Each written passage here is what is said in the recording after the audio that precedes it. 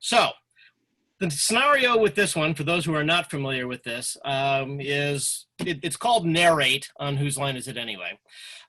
Two characters are having an encounter. It could be something simple like a barber shop or a fix-it-up shop or something like that. One of them is going to be a little bit more accusatory towards the other. Usually the plot is sort of film noirish in that somebody is looking for something and the second person is the key to their solution. The thing is, however, after interacting with each other for a couple of lines, one of the characters turns to the camera, or the audience in this particular case, and does an internal monologue. Usually, the other character actually can hear that monologue, so sometimes they will react to something that was in that monologue, but it's all done to that sort of noirish music that's going on in the background. Usually, they each get a little bit of back and forth banter. Each person gets a chance to do their turn as a noirish narrator to the camera, and then we end with some sort of punch at the end with regards to the storyline that's going on. So what we need from people, first of all, Dave, I'm going to tap into you because you've done this before, so you know what you're doing. Who would like to play opposite Dave in this particular one? Hands up. So, Jeff. All right. So we need a setting. Chuck or Armand, give us a setting where these two would be interacting, where they would be having a noirish type scene. It doesn't necessarily have to be a traditional noirish thing. It could be something that doesn't seem to be appropriate for noir at all. Pharmacy. All right. We've got a pharmacy setting. You two are going to have the scene, and let me start the music as a soft background, and hopefully it won't come completely drowned out, but we'll see what happens.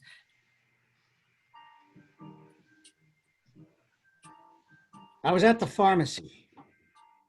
I needed something. I needed something bad.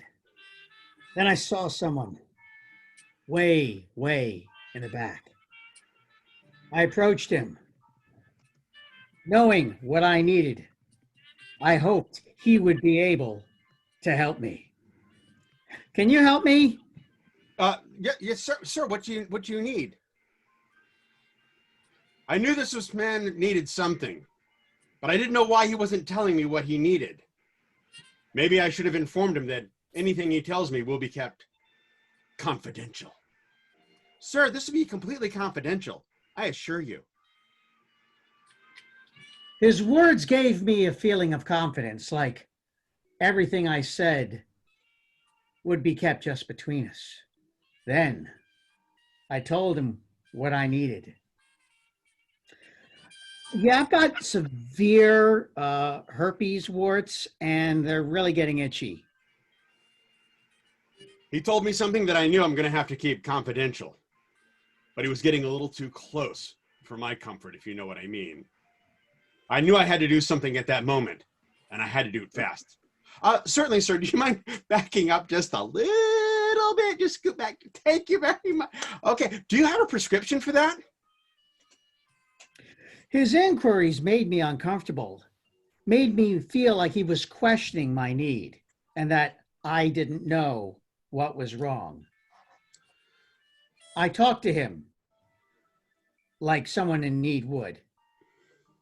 What the hell's that supposed to mean? I could see all of a sudden he became very agitated, like he wasn't sure that there was prescription drugs for this. Maybe I could have helped him with something over the counter. Well, if you don't have a prescription medicine, there might be something over the counter, but we don't have back here. I'll have to come around the counter and we'll have to go out into the store. Would you mind that, sir? He came close to me, very close. Then I noticed his hands, his strong, manly hands. Then I asked the question I knew I had to ask. Yeah, you think you could help me? Once again, he was inquisitive. I knew I had to do something and do it fast because the longer he stayed around, the more uncomfortable I could see he was getting. So I took him over to where the ointments were.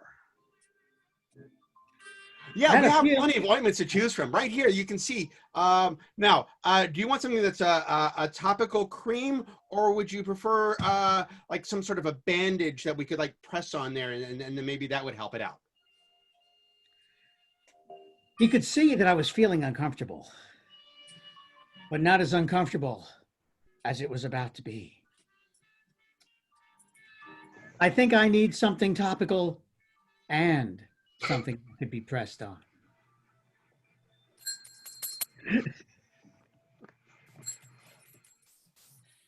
Very nice. Thank you, gentlemen. And I guess that just goes to prove that we can actually do musical skits in addition to the blues singer, Dave. So Okay, we'll take it. We can try that in the future. Yeah, the music kind of fades in and out, but hey, it got it across. It's like when we stop talking, you can hear the music. Cool. Yeah. Cool.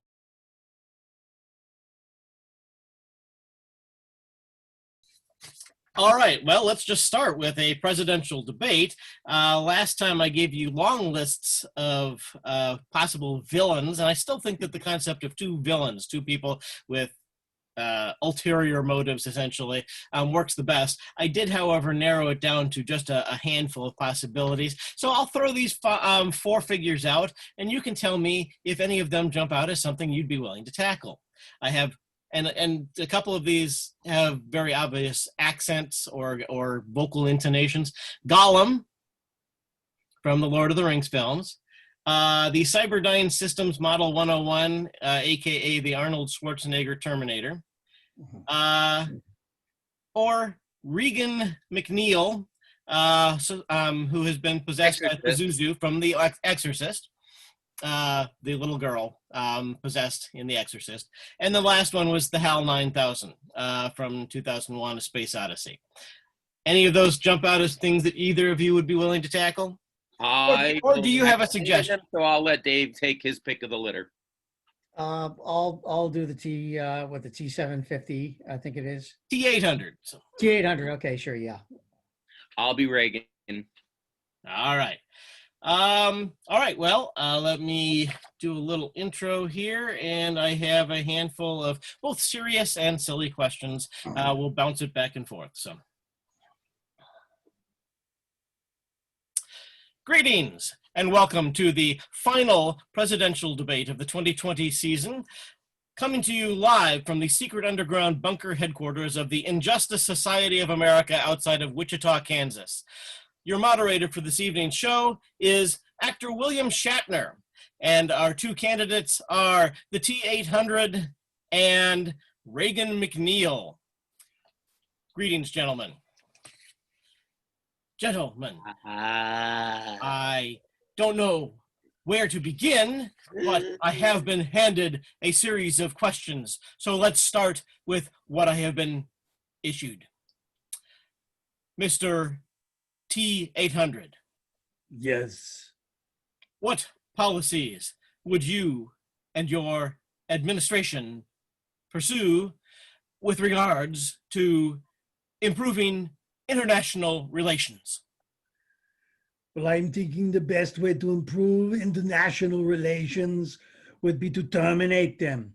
This way, if we remove all communications with them, then they will cease to be a problem, and then we will be able to dominate without any opposition. Miss McNeil, do you have a rebuttal to that statement? Yes. I'll crawl into every single one of them, and we can all take a sleigh ride to hell.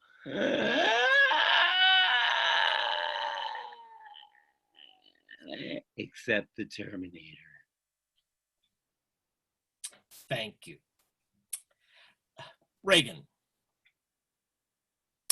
Yeah. If you were a beverage, what kind of beverage would you be?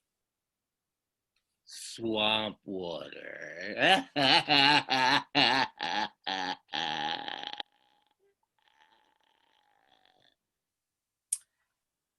Mr. T800, Yeah. do you have a rebuttal or would you like to add anything? I have a question for my esteemed opponent. Are you Sarah Connor? No, I'm Jane Fonda.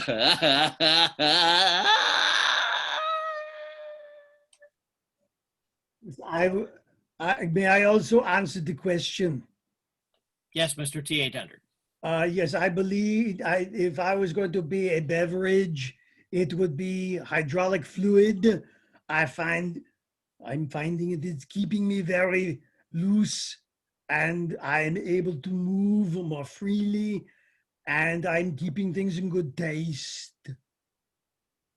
Thank you. T, if I may call you. No. I will start the next question with you, Mr. 800. Which came first, the chicken or the egg? I believe the answer to that is neither.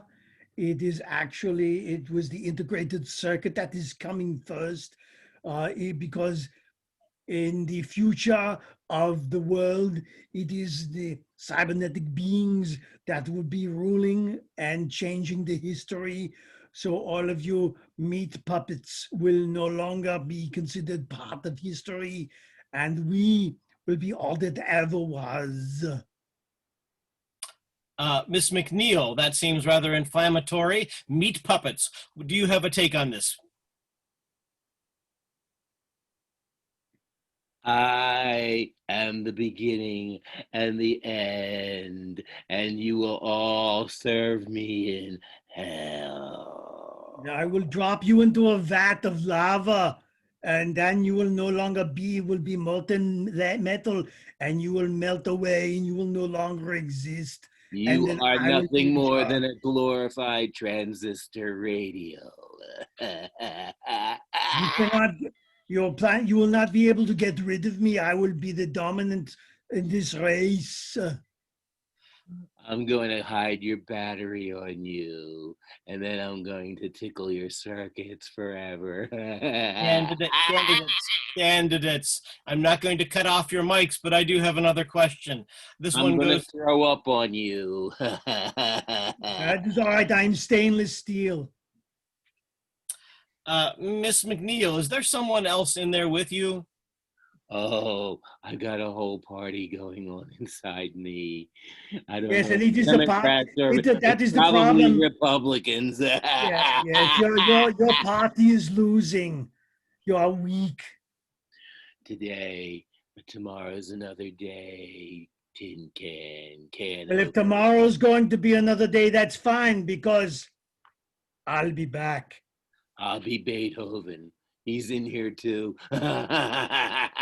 Compose yourself then. Mr. Beethoven, perhaps? What is your stance on providing guaranteed health care for all of your constituents? You won't need it in hell. Don't worry about it. I got a place for you, William Shatner, already reserved.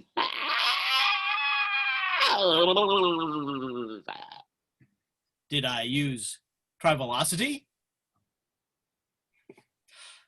Mr. 800, Yeah. your stance on healthcare for your constituents?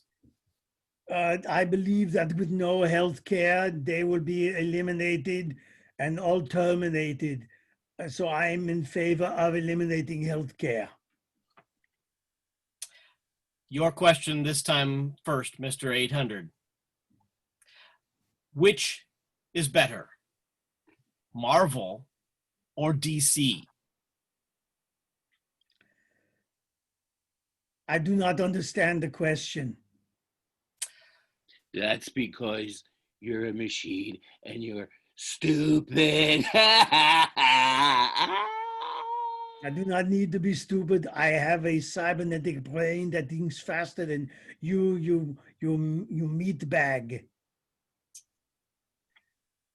I One. like Marvel. Thank you, I Reagan. want Spider-Man in here. I need some Spider-Man in here. I sense webbing surrounding you already. Reagan, final question. Best vacation spot, mountains or seashore? Mountains. Volcanic mountains. Mount St. Helens was a blast.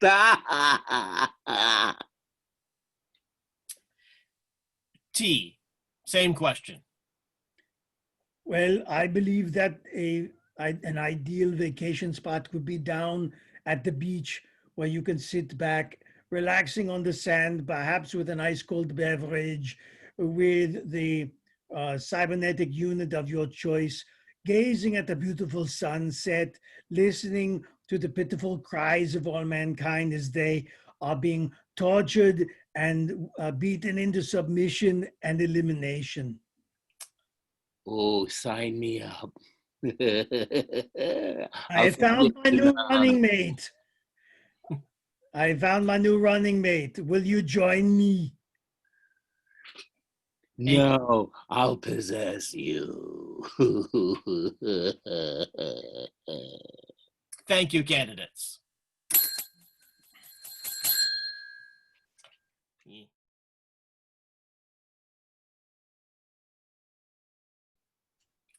All right. I got 4 plays for 4 possibilities for Playbook. That's one we've successfully done several times. I think since I have the plays in front of me, I'll be the person reading out of the play. Armand, have we ever done Playbook with you before? No. Are you up for that? Yeah. Okay. All right. So what we need from one of the rest of you is a scenario in which 2 people might be having something of a frustrated or heated conversation. Becky, you raised your hand. There's a problem at the assembly line at the toilet paper factory. Assembly line at the toilet paper factory. Well, good luck with that one, Armand. Dave, give me a play number 1, 2, 3, or 4. 3. And Chuck, give me a page up to page 30. 12. Now, do I start? Do I give you the first line? Yes, you'll start, and then basically all I can do is read from the pages of the play here. Let me pick a character here. Okay. So, yes, you begin the scene where trouble on the toilet paper assembly line. Go for it. Okay, tell me what we've got. We really need to get this toilet paper production ramped up because people are socking it away and we have to capitalize on it. So what do you got? What's going on? Do you have any nice fantasies of who your parents were? I don't see how that's relevant right now. I just really need you to give me what the problem is so that we can solve it. I see. This coffee has gone cold now. It's not time for a coffee break. Don't you know time is money? Come on, let's get back to work. No, I'm really not. I'm debating whether to go microwave the coffee. You're debating? There's no time for debate. Just, okay, you know what? Why don't we both go look together? Would you? That would be very nice of you. You know, that's what I'm here for. That's my job as a manager, is to help my employees. So let's go.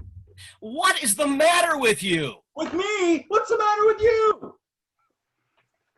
Do I have to do everything? Yes, you have to do something instead of start just drinking coffee and speculating about my fantasies. But you offered to take it. Are you bipolar now? Oh my goodness. Let's stop focusing on me and focus on the problem at hand. Let's go. Come on. Some people claim antidepressants help them. I'll consider it in the future, not right now. Well, I'm not going to clean up the broken cups, you know. I won't ask you to. All I want you to do is give me a problem, a situation report. If everyone took antidepressants, Chekhov would have had nothing to write about. I'm not worried about check-off. I'm worried about wipe-off. People need to clean their butts. Let's go.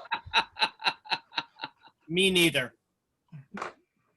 Okay, well, it's not time for a coffee break, and it's not time for the bathroom break. It's time to go work. The housekeeper comes today. We'll ask her to clean it up. Perfect. You know, I don't know why I hired you in the first place. We'll fire her. I'm talking about you. She's doing a good job. You're doing nothing. All right. We'll never even pick the cups up, and instead we'll sell this place. You know, if we go bankrupt, we'll have to sell this place. So why don't we not do that, and let's get the job done and fix it?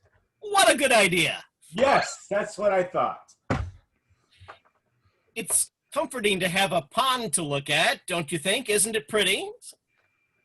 You know, I'll install a pond for you if you get this fixed in the next 5 minutes. I hope a blue heron comes. No, we're talking about wildlife. All right, you know what? Don't test me. No, nature is cruel, but pretty. And for some reason, I think of a blue heron as a harbinger of good luck. We could use a blue heron right about now. I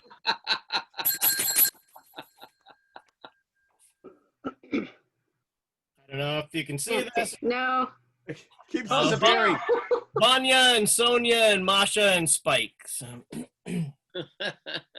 Yeah, my favorite Disney characters.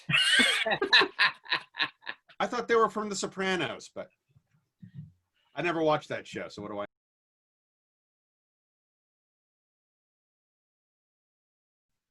all right. We've done this one before, both in our live shows and I think here on online. This is called either change or more detail. I think the version we've used is change, in which two people are enacting a scene. Sometimes you can have more than two, but we're just going to do it with two tonight. And I got a scene in mind here. Basically, a third person is sort of controlling the conversation. The conversation is going to go on between the two characters, and at some point, the third guy is going to stop the scene by saying, change. And whatever the line that the last person just said verbally has to be changed to something else. The person who is the changer, who is issuing the orders for change, can accept the second thing and let the scene continue, or use multiple changes until he gets an answer that he likes and the scene continues with whatever that new line of dialogue is. Make sense to everybody? Okay. Let's use Jeff and Chuck for this one. Okay. Armand, give me another. Oops, actually, no. This one I had a preset description. You guys just came back from going on vacation together, and you're basically wanting to describe to us what your vacation was like. And it might have involved simple stuff. It might have involved exotic things. But Armand is going to be the person giving you the instructions to change your lines as you go. So go ahead and tell us about your vacation experience. It was wonderful, wasn't it, Jeff? We were hiking. We were hiking in the mountains, and we were breathing air. The trees were amazing. They were tall. The trees were they were okay. There were a lot of them, and then there was air to breathe. Oh. It was like there was air to breathe, and we weren't wearing masks. No. Did somebody say something? Change. Let's change. Oh, change. Who was the last one? Me? There's air to breathe. There was air to breathe. But let me interrupt. Let me interrupt to say, as you do the scene, try to give a few pauses here and there so Armand can insert his changes as. Okay.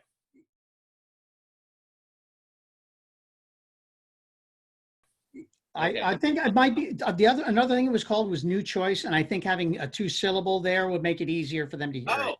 All right. No, All right. So just so we understand fully, then we changed the topic, right? Okay. Okay. So you had said there was air to breathe when we weren't wearing masks, and I said change or new choice at this point. It was breeding season for the buffalo. And those buffalo were having at it. I mean, there was one on top of the other, on top of the other. It was a buffalo orgy. New, I mean, it was, new choice. it was a buffalo scene right out of a porn movie. They were just going at it. You can't believe. I swear, at that moment, I saw a brown chicken and a brown cow. New choice. There was a guitar player going. I know, but he had no amplifier. How was he getting that noise? No, it was amazing. And where was he? I mean, I didn't see him until we saw the buffalo. He was just standing there. It actually got kind of awkward. Well, the Buffalo Hat clearly were inspiring this songwriting. New choice. How about that UFO that flew overhead? The UFO, yeah, I have no idea what that was. I mean, a UFO, an unidentified flying object. I mean, who would have figured? I have no idea what that is. I don't know. They were hovering over you. I think they wanted to sample you, my friend. New choice. And I wanted to sample some of the berries that were growing on this bush. But then remember that rash I broke out in? Oh my goodness! Yeah, we had to go to a pharmacy to see if we could find some ointment for that. It was just amazing.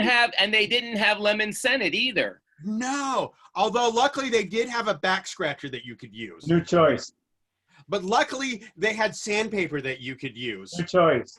But luckily there was a bear hanging out with great big claws that could just start scratching that itch that you had. I know, and again, that bear was looking at you and was looking at you with lust in its eyes. I was really scared for you, my friend. Well, I was really scared for you, my friend. I think what it was I had just put that new honey scented oil in my beard, and I think that's what brought him out. I think it was that salmon oil that I had put in my beard that I think just really got his exactly, but you didn't, and that's from the catch that we caught from the stream, right? New choice. And then I fell off the cliff. You know what? I think a lot of this is falling off a cliff. I know, and we're gonna have to drag what's his name over there if he doesn't ring this bell soon, because we're gonna have to throw him off the cliff. New choice. He didn't want a new choice. Okay. I couldn't believe it with you throwing him off the cliff. I'm sorry. God, I really love you, but it had to end. Yes, it did. I was about to put salmon oil in your beard. I love the salmon oil one. I could not let you change it after that. I like the honey I like too. the pharmacy aspect coming back into it. We're growing full circle here. Yeah. All right. And the pharmacy with the ointment. I got Dave.